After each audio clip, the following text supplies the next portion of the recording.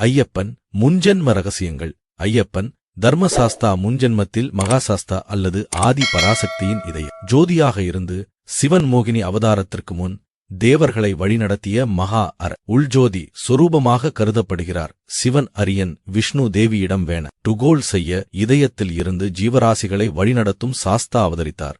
இது ஐயப்பனின் முன்ஜென்ம ஜோதி வடிவம். புராண கதைக்கு மாறாக பாண்டிய வம்சத்தில் வளர்ந்த மணிகண்டன் மலையரையர் பழங்குடி தலைவன் மூப்பன் மூலம் குடும்பத்தில் இணைந்து ஐயப்பனாக வழிபடப்பட்டார்.